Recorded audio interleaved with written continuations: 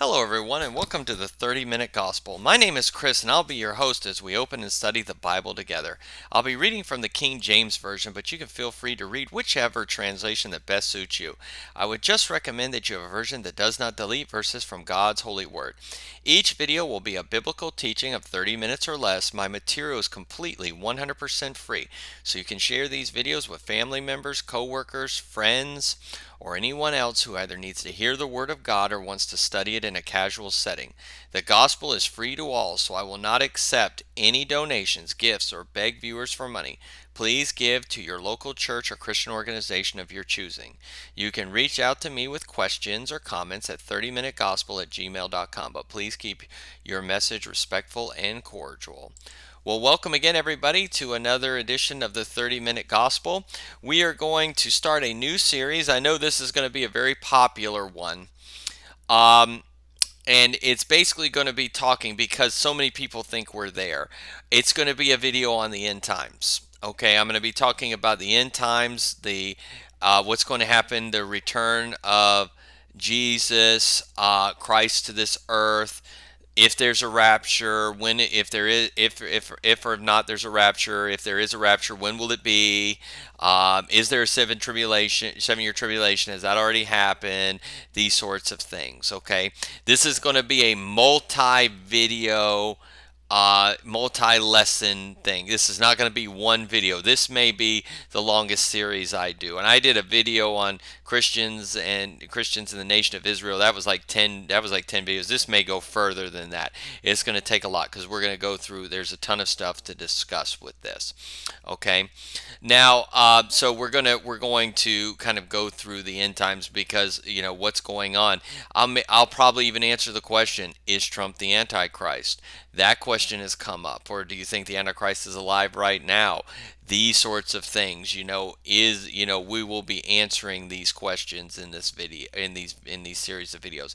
Not all of this do I know definitively, of course. A question like whether or not Donald Trump is the Antichrist, I can't say definitive. If I said, for example, let me say, I think he is.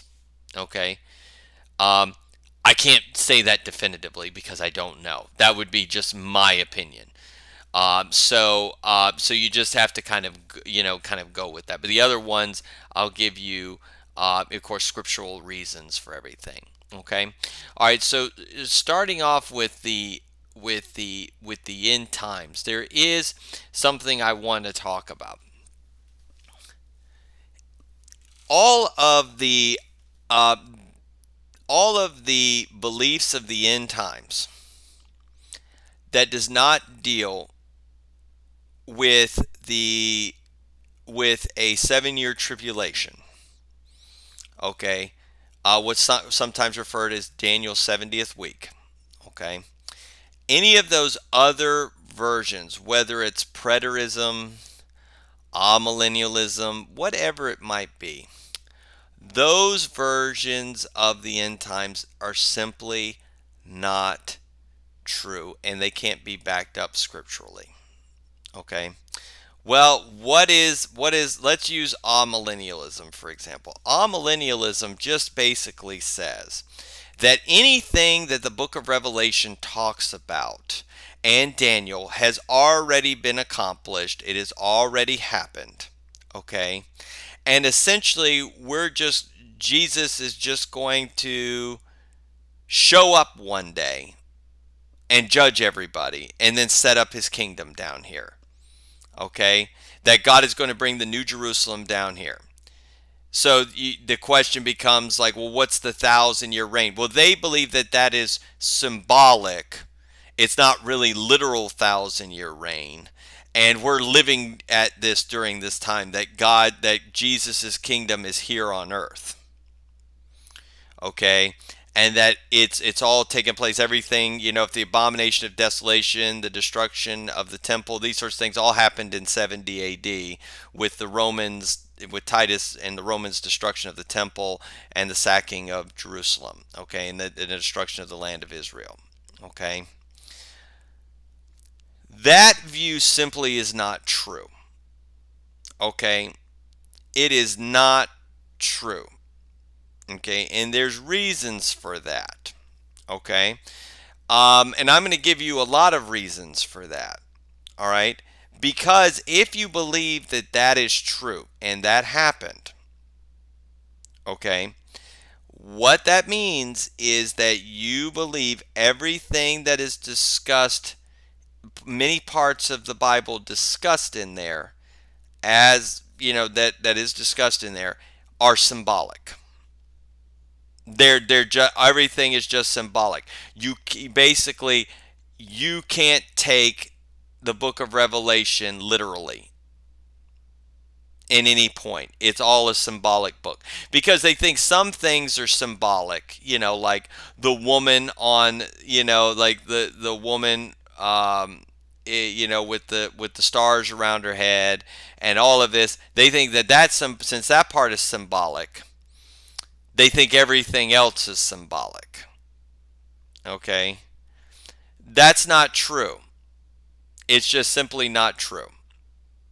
Okay? Because one, there's a few things that go on in there. Okay? One, it says in Daniel chapter 9 verse 27, it says basically this antichrist figure, this world leader, is going to establish a covenant or a peace treaty with the nation of Israel for 7 years, and will break it 3.5 years before that or after that. Okay, that's what it talks about. We're going to get into details with this. Okay, this is just an introductory video. Here's the problem: if that was accomplished in 70 AD, there's no record of Vespasian, who was the Roman emperor, establishing a 7-year peace treaty with the nation of Israel. There is none. Titus didn't establish a peace treaty. If you look at 3.5 years before 70 AD, that would put you around 66 AD. That's when the Jews started fighting. Okay? It says that the fighting doesn't begin until after the peace treaty has been broken after 3.5 years. All right?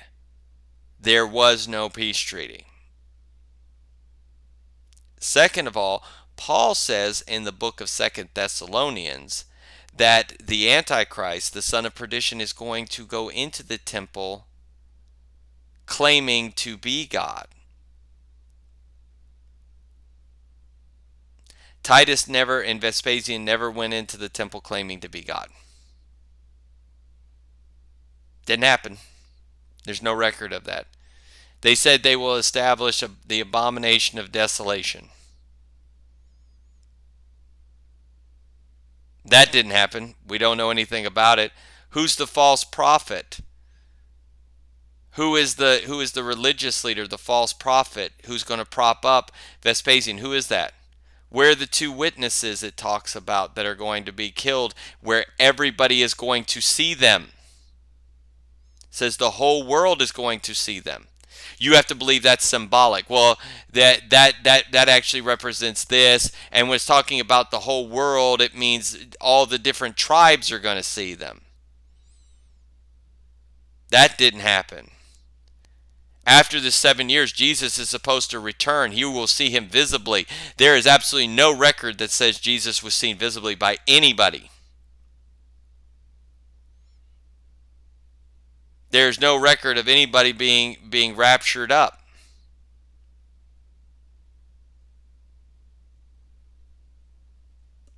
It says there will be a battle at the Battle of Armageddon.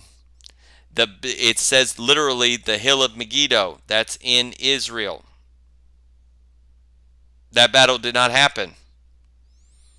They said there will be an army of 200 million that come across the Euphrates. There was no army of 200 million. There has been none. Okay? Absolutely zero armies. Okay? That has not happened. You have to believe that. What are the 144,000, the 12,000 from each tribe of the tribes of Israel? And they go out and preach the gospel. When did that It didn't happen. It has not happened. Those things are, amillennialism is not true. Okay? It is not true. It was not accomplished in 70 AD. Period, end of story. It is not symbolic. Those are literal. When it says there's 144,000 from the 12 tribes of Israel, I believe there's 144,000 from the 12 tribes of Israel. When it says that there's going to be an abomination of desolation that's going to be in the temple, it's going to be in there. When it says that there's going to be a battle of Armageddon, there is going to be a battle on the land plain of Armageddon, of Megiddo. That's what's going to happen, and it hasn't happened yet. Okay. And I remember I was telling this story. This is a very interesting story. I heard this guy one time on a video. He grabbed my attention because he said this. He said that he had this view. He said, I take a different view on the end times. I was like, okay, all right, I'm willing to listen. And he said what happened was that everything was accomplished in 70 AD, that there was actually an abomination of desolation, that there was an antichrist, and these sorts of things. And Jesus did, there was a rapture of the church, the destruction of the temple, and that Jesus did return, and there was a battle of Armageddon, and everything else. Everything was literal. It all happened, and it was accomplished by 70 AD or right around that time. And then Jesus did return to the earth, and he ruled 1,000 years. And I, being a historian, just immediately, because that's my background, I'm a historian, I immediately perked up and I said, there's no record of Jesus ruling. He said no, that they lie in the history book. The guy was saying in the video, it's like they lie in the history books that the time of the Middle Ages, or what they called the Dark Ages, that was actually the 1,000-year millennial reign of Jesus Christ. And then in 1000 AD or somewhere around there, he returned back up there. And I was like, he said, yeah, they lied. Satan has been lying to us. And it begs the question, well, where are we now? And he said, well, we are in the time. The guy said that what we are right now is we are in the time when it says Satan was let loose for a while. So we're looking for the 7-year tribulation. In actuality, we're looking for the New Jerusalem to come down. That's what we're looking for. And Satan is running around for a time for the last 1,000 years. And he's been lying, and he cooked all the books up and said that was a dark age and everything else. And I'm sitting there listening to this ridiculous story. I mean, absolutely ridiculous story. And after it was all done, I was like, this guy, the guy that was explaining this, I'm like, he's got some sort of screw loose or something. I'm like, this guy's crazy. But after a little while, I thought about it. Even though I totally disagree with them, I would have to say his view on the end time makes more sense than amillennialists. As crazy as his ideas are, they actually make more sense than amillennialism does. Okay? That's what happens. So, I'm going to, I said all this to preface this. I am a person who does believe that there is a 7-year tribulation with everything that's in there, and I'm going to back it up with scripture with everything as we go through this. So I'm letting you know right ahead, I'm not a preterist, I'm not an amillennialist, I'm not any of that. I believe that there's a 7-year tribulation that is going to come. Okay. Now, throughout history, many people throughout history have claimed that they've always said it, that they've always said like things like, well, people have always believed that the 7-year tribulation that is coming, the end is coming soon, but it hasn't happened. They believe that 200, 300, 400,000 years ago. People have been thinking that for a while, like the Millerites did, back in the 1844, these sorts of things. But there's one big issue that they all missed that makes this time different. and that is that the nation of Israel is back in its land and it's an official country. Okay? It is an official country. That changed everything. You see, this idea that we're going to talk about, this has been made popular by Tim LaHaye's Left Behind books, David Jeremiah talking about it, John Hagee, Jimmy Evans, Jack Van Impe, David Reagan, all of these people that have talked about it, Irving Baxter, all these people you see on TV that talk about this. Those ideas didn't just start in the last 30 or 40 years. That idea was around a lot sooner. C.I. Scofield actually was the first person that popularized. He predicted the Jews would return to their land, and it did happen. And when they did, that changed everything. Now, it could the idea of amillennialism was an idea that is understandable when the Jews weren't in their land, maybe, possibly. But for people to still hold on to it, even though even though even though the Jews are back in their land, and you can see different things, that makes a big difference. The Jews in their land makes a huge difference. Why?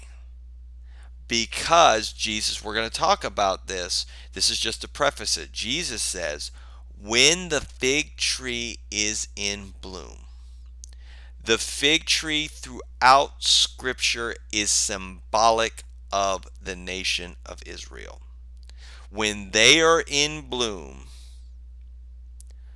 note that that's when Jesus says, note what, one generation shall pass before all of these things are done. Okay? What is one generation? They were reborn May 14th, 1948. Okay, as a nation, May 14th, 1948. One generation is no more than 1,000 or 100 years that I can see in Scripture. So some people say, when will it happen? Nobody knows the date or time, of course, but my guess has always been, if you're going with what Jesus said, when they were born in 1948, 100 years is 2048. So sometime in the next 23 years, all of this should take place. That is my view. Now, when does it happen? I don't know. If there's something that might tarry it, it's possible. Okay? But everything seems to be fitting right into place, because what it says is all of it seems to be fitting right in place, and you can see it. It says in the book of Zechariah, those that come against the nation of Israel, this in basically the end times, these are going to be their punishment. He says their eyes are going to melt in their sockets and their tongues are going to melt in their mouth. What does that sound like? That sounds like an atomic bomb. When did the Jews get back in their land? 1948. When was the atomic bomb invented? Around 1944, 45. Right around the same time. And it says the two witnesses are going to be killed, and it says, and the whole world is going to see them. Well, guess what? That was not possible until the invention of television. When was television invented? 1947, 1945, 47, 48. You're starting to see all of these things kind of coming together. You see, all of these things are coming together. It says many people will go to and fro, and knowledge shall increase.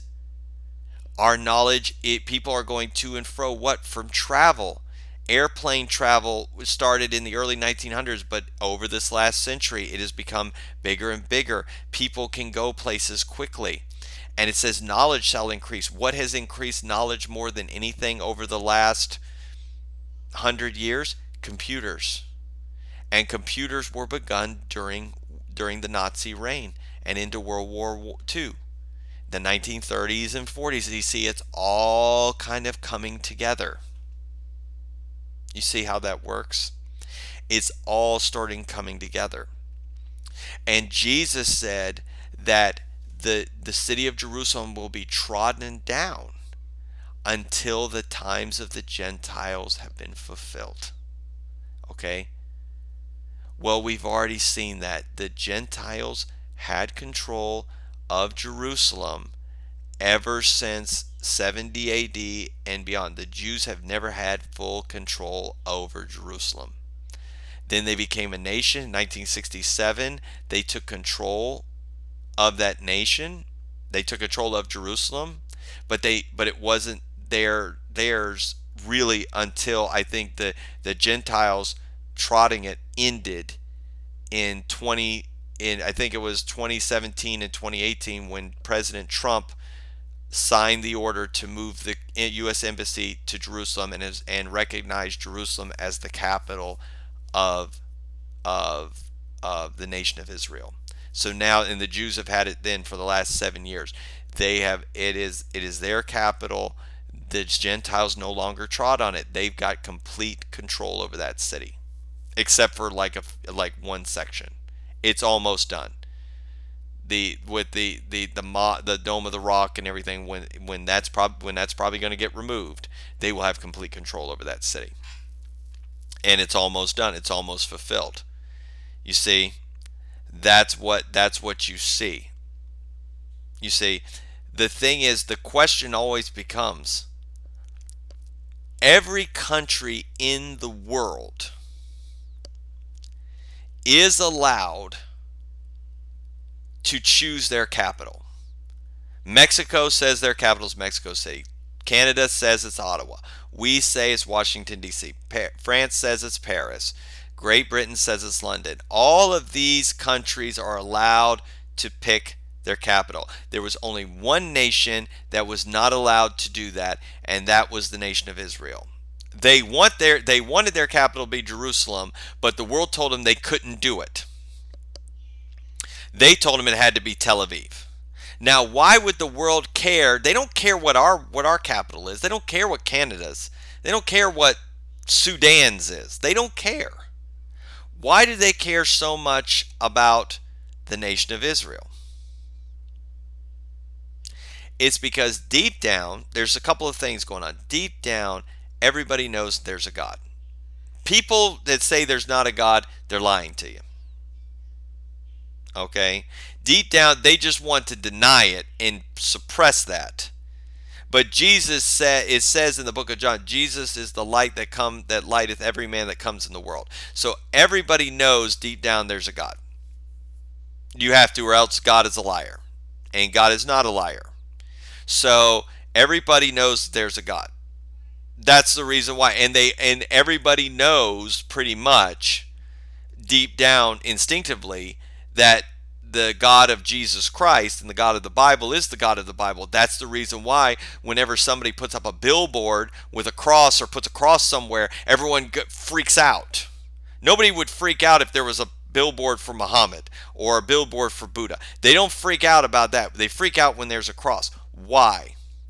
Because Isaiah chapter 30, verse, I think it's verse 11 or something in there, they tell him, stop confronting us with the Holy One of Israel. Everybody knows that the Holy One of Israel is the God. Everybody knows they're guilty before him. They know their sin. They don't like it. It's uncomfortable. See, Buddha doesn't convict them of their sin, because Buddha's not a real God, you see. And in the same way, everyone deep down knows that this is the real God. Everybody knows that the book of Revelation in this book is true. They know it's true. And they know the prophecies, and they know the Jews have to be in complete control of that country, and they need to have complete control of Jerusalem so they can rebuild the temple. So what have they done? They've done everything they can to stop it. They don't want the Jews having complete control, because if the Jews don't have complete control of Jerusalem, they can't build the temple. If they can't build the temple, then the end times doesn't happen, and Jesus doesn't return, and Jesus doesn't return, and Jesus and God don't return to judge the world. So they're trying to stop it. They don't want them to get there because they know once they have it, Once the Jews have Jerusalem and they've got complete control and the temple is rebuilt, their time is numbered. Their days are numbered. And it's dangerous for them because they're going to be judged. So they're trying to stop it. Satan is, of course, using them to stop it because Satan knows when they have it, his time is up. Okay? And he doesn't have much longer. So he's trying to hold it off as much as he can. Does that make sense? So that's why that stuff sort of happens, because people deep down know that the God of Israel, the God of Israel is the true God. That's why they don't like Christians. They don't protest Buddhists. They don't protest anybody. They protest Christians. They want the cross gone because when they see the cross convicts them. They know they're guilty. And so what do they want to do? They'd rather not see it so that it doesn't bring it up. That's what it says in Isaiah chapter 30. It says, stop confronting us with the Holy One of Israel. They don't want to be confronted with him, because that would mean they would have to humble themselves, admit that they were sinners, ask him for forgiveness and these sorts of things, and actually have to live or at least attempt to live a holy life. And they don't want to do that. They love their sin. That's what it says. It said man loved darkness more than he loved the light. They're in love with their sin, and they don't think there's anything wrong with it. Oh, sure, I can date this girl for 20 years and never get married to her and just have sex with her, and it's okay. I can drink or smoke, I can drink as much alcohol, smoke as much, do as many drugs. I can lie to as many people and not give to charity and not do good works and not do all this other stuff, and it's perfectly fine. That's the way they want to do that. I can be greedy. I can be, it's these sorts of things. They don't want to do that. And so that's the reason why they have fought so much against Jerusalem. Okay? They have fought against it to keep it out of the Jews' hands. Because once the Jews have it, the end is coming. And they know it. It's only a matter of time before that happens. So my response to this video is yes, I believe we are heading towards the end times. I'm going to give you my reasons for that. But we're going to end this video right here. So I haven't even started on actual events and things like that. I'm just giving you some preface. The next video maybe even some preface too as well to all of this, so that you understand things before we get into it. But I thank you all for tuning in today. Remember to like and share this video with anybody you know who'd like to hear it. You can also subscribe to my channel. I also have a Rumble channel that you can subscribe to. I've got a Facebook page, 30 Minute Gospel with Chris, that you can follow to as well. I also have a message on my YouTube. It's called Peace with God, the Gospel Message. Please share that message with anybody you know who may need to hear it. Okay, we need to get the gospel out. As I said, I believe the end times are right around the corner, and it's important to get that message out and get as many people saved as possible.